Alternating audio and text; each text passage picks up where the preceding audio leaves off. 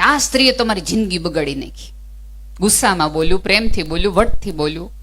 તેવા દરેક ભાઈઓને બે હાથ જોડી અને વંદન કરીને મારે એક વાત કહેવી છે કે જો તમે એવું માનતા હો કે આ સ્ત્રીઓએ તમારી જિંદગી બગાડી નાખી છે, તો મારે તમને કહેવું છે કે તમારા ઘરના 25 કિલો ચોખા 1.5 કિલો એરડિયુંમાં દઈ અને અમે 2.5 વર્ષ સુધી તમારા ચોખા નો બગડવા દેતા હોઈએ તો એ સ્ત્રી તમારી જિંદગી બગડવા દે એમ તમે કયો છો?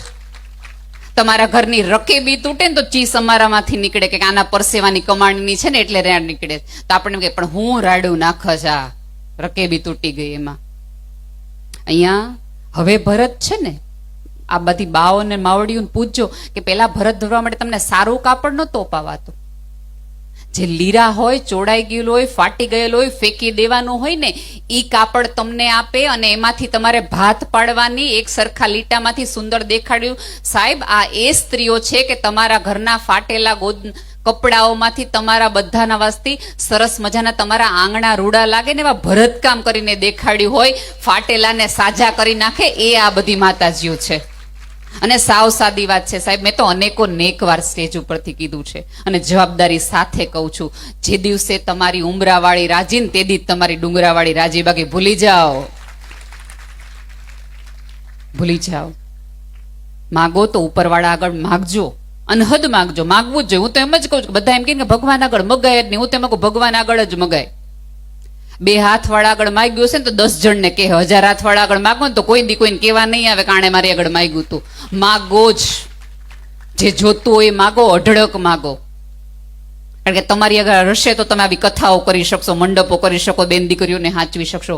પણ સાથે સાથે ભગવાનને એટલું માગો કે ભગવાન એટલું દે કે હું જગત આખાના ટાણા સાચવી શકું. બેન દીકરી મારા ઘરેથી આવે તો હસતી હસતી પાસી જાય અને મારા ઘરની પુત્ર વધુ હસતી હસતી રસોડામાં જાય. હસતી હસતી સ્ત્રી રસોડામાં ક્યારે જાય કે તમે એને સાચવતા હોય ને તો. બાકી તમે ચાનું મૂકવાનું કહો ને તેમ થાય કે આ ચા ને તો એવી બાળી દેવીશ ને કે આ માગે નહીં બીજી વાર ચા. હસતી હસતી ક્યારે જાય પુત્ર વધુ? કે તમે એવું સન્માન આપ્યું હોય ત્યારે. અને અહીંયા નવી યુવાન ભાઈઓ એ છે, સોશિયલ મીડિયા ઉપર આપણે જેટલા સારા હોઈએ ને એટલું જે દિવસે આપણે ઘરમાં સારા રહેવા માંડીએ ને તે દી થોડુંક હોખે ડખે બધું સરભર થાય.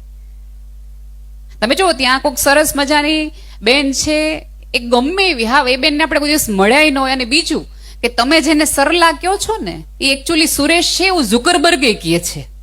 એટલા ફેક આઈડી સોશિયલ મીડિયા ઉપર છે.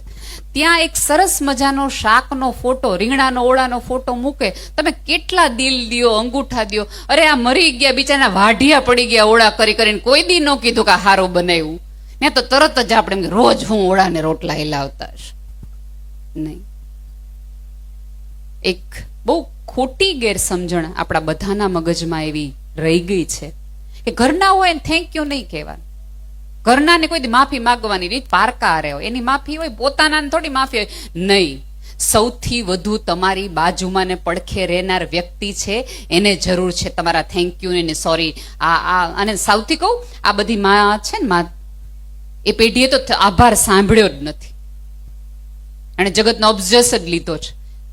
અત્યારે આમાંના કોક બાને બેસીને પગે લાગીને તમારામાંનો કોઈક દીકરો કે કોઈક પુરુષ એવું કહે ને કે તમે હતા તો અમે અહીંયા ટકી રહ્યા ને અમે ઉજળા થઈ ગયા. સાહેબ એ સ્ત્રીનો ઘસારો ને એનો ગોઠણનો દુખાવો હોય છે. ખારું થયું કે આ ઘર માટે મેં ઘસારો લીધો. એને કદર તો છે, કદર તો છે, પણ એ કદર આપવા માટે અહીંયા બેઠેલી બહેનોએ શરૂઆત કરવી પડશે. જે દિવસે તમારા કોખે આવતા સંતાનને, તમારા કોખે આવતા પુરુષને તમે સ્ત્રીની ક્ષમતા, સ્ત્રીનું સન્માન, સ્ત્રીએ કરેલા ઘસારા, સ્ત્રીએ કરેલા વલણ, સ્ત્રીએ કરેલા ઉજાગરાનો તમે હિસાબ આપતા શીખવાડશો તો આમાંના જે નવી પેઢીના દીકરાઓ છે એ આવતા દિવસની દીકરીઓને કહેશે કે તું હું તારી સાથે છું, તો એ સન્માન આપશે. ત્યારે તો સરસ બધી દીકરીઓ ભણે છે, પોતાનું નામ બનાવે છે. પણ જો એ તમે નહીં શીખવો, જો તમને જેટલી ફરિયાદ તમારા પતિ માટે છે એ ફરિયાદની એટલી સુધારણા તમે તમારા દીકરામાં કરી શકો ને, એટલા તો એને તમે બદલાવી શકો ને. કે ભાઈ મને એવું છે કે ભાઈ મારા વર છે એને વખાણ કરતા આવડવા જોઈએ, તો તમે સાથે સાથે તમારા દીકરાને અત્યારથી શીખવાડો કે જો કોક સ્ત્રી 45 ડિગ્રીની અંદર તમને ગરમ ગરમ રોટલી કે રોટલો ખવડાવતી હોય તો એક વખત એ સ્ત્રીને પૂછવું જોઈએ તે જમ્યું. અને આ આમનું કામ નથી, તમારું ને મારું કામ છે એને એ સમજાવવાનું. માત્ર શિક્ષણ છે તમે ચોપડીમાં લઈ લેશો તો ખોપડીમાં કઈ ઉતરશે નહીં સીધું. આ વચગરની રસ્તો કાઢવો પડશે મારે ને તમારે બંને.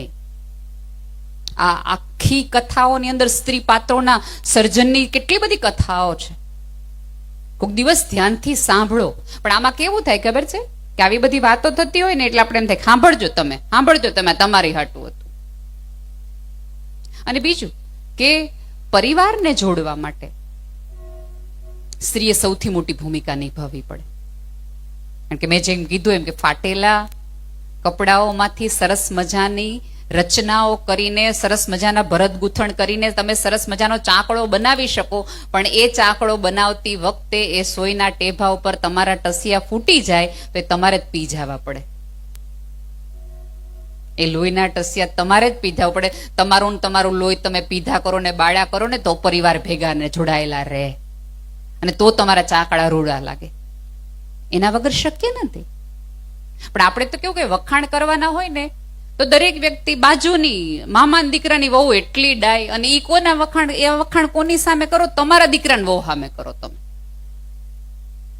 આપણી પુત્ર વધુની સામે આપણો દીકરો જમતો હોય, ભાઈ આમ ટીવી જોતા હોય ત્યારે એમ કે ફલાણા ભાઈના દીકરાની કઈ વહુ છે એવી ડાય ને એવું સરસ ફળિયું વાળે ને એવું સરસ રસોઈ કરે ને બોલાવે ચલાવે હારી. હવે ઓલી જે કરતી હોય તમારું એને હું મગજમાં વિચાર આવે? બહુ સાંભળ્યા પછી ક્યારેક એ તમને એમ કે તો ન્યા રહેવા વયા જાઓ, તો ન્યા રહેવા વયા જાઓ. અહીંયા બેઠેલી તમામ માતાઓને વિનંતી છે કે તમારે વખાણ કરવા હોય, આદર કરવું હોય, સન્માન કરવું હોય તો તમારી પુત્ર વધુનું કરો. કારણ કે તમારું વૃદ્ધત્વ એ સંભાળવાની છે, પાડોશની કે બીજી દીકરાની વહુ નહીં. એની તમે કદર કરી હશે તો સાંભળો. ચોક્કસ દીકરીઓને દેવા એટલું દો, દેવું જ જોઈએ. એના ભાગનું જ ઉપરવાળો ક્યારેક આપણને આપતો હોય છે, દો. પણ દીકરી જ્યારે જ્યારે આવે ત્યારે આપણે સારું ને સારું દેતા જઈને પછી આપણે એમ એક વાક્ય બોલતા રહે, અમારા જીવતા તાર જે જોતો હોય ને તો અહીંથી લઈ જા. પછી હવે ક્યારેક એવું બને કે તમારી દીકરાની વહુ અને તમારી દીકરી બે એક જ ઉંમરની હોય, બેયને તમારું એક જ ઘરેણું ગમતું હોય, અને ત્યારે આપણે શું કરીએ? દીકરીને આપી દઈએ, ઓલીને ખાસ કહેવા માટે કે તું નથી. પછી આપણને કંઈક થાય ને તો એના મોઢામાંથી નીકળી જાય જેને દીધું છે ને કયો આવે તમારી મદદ કરવા માટે. હા, પણ આ તો આ યુગની દીકરીઓ છે, ભણેલ ગણેલ છે. જ્યારે તમારી મમ્મી ઘરનું સારામાં સારું ઘરેણું, સારામાં સારું ગોદડું કે સારામાં સારો ચાકડો તમને દેતી હોય ત્યારે કયો કે આ ભાભીને ગમે છે અને તારું વૃદ્ધત્વ પાલવવા માટે તને માંદી હાજી થઈશ તો તારો પગ ભાંગશે તો હું નહીં આવી શકું, આને દે. અને એને દીધું હશે ને તો બહુ જ આનંદથી તમારું કરશે, અને ક્યારેક તમે એને સાચવી હશે તો સામેથી તમને કહેશે. અને ઘણી વખત તમે જો અત્યારે યુગ એવો તકલીફ વાળો થઈ ગયો છે, અને ઘણી બધી અત્યારે મામેરા વખતે સૌ પ્રેમથી કહી દે કે બાય બમાને જીવતા જ બધું આપી દીધું, હવે અમારે કહી દેવાની જરૂર જ નથી. આવી નાની નાની વાતોથી આટલા સારા પરિવાર, તમે વિચાર તો કરો, આખા ગામને આ 21મી સદીમાં 2025માં કોકને આવો વિચાર આવે કે આખું ગામ ભેગું થાય અને ભાગવતની કથા કરે. શું કામ? અત્યારે તો કેટલી બધી કથાઓ, કેટલું બધું વિચારતા થાય. ટીવીમાં આમ કરો ને ક્લિક કરો ને બધું આંગળે છે. તેમ છતાં આપણે ધર્મના આંગળીએ એટલે જઈએ છીએ કારણ કે ધર્મ આપણને બગડવા નથી દેતો. અમારે ભીખુદાનભાઈ બહુ જ સરસ વાત કરે કે પહેલાના જમાનામાં છે ને ઉમરા હતા, હજી કદાચ તમારા ગામમાં હશે ઉમરા. તમે દોડતા જાઓ ને તો તમને ઠેસ વાગે, અને ઠેસ વાગે એટલે તમને ઉમરો તમને રોકતો હોય, પૂછતો હોય, એમ તમને એમ પૂછે કે ઉતાવળમાં ક્યાં જાઓ છો? તમે સભાન થાવ, અને પાછળ બેઠેલો એકાજ અવાજ તમને ખમા કે તમને, કારણ કે તમને ઠેસ વાગી એટલે ખમા કહેતા અવાજના ખોરડાઓ જ્યાં સુધી તમારી પાસે છે ત્યાં સુધી જ તમે સુરક્ષિત છો. આ ઉમરાઓ ક્યાંક મને ને તમને હંમેશા પૂછે છે ક્યાં જાઓ છો, કોની સાથે જાઓ છો, સાચું બોલીને જાઓ છો કે નહીં, જેનું કહીને જાઓ છો. અને બીજું કે જેને ખમા કીધું છે એને આશા છે કે તમે વળતી વખતે સારી રીતે પાછા આવશો. ઉમરાનું આ મહત્વ છે. આ ભીખુદાનભાઈની કીધેલી વાત છે.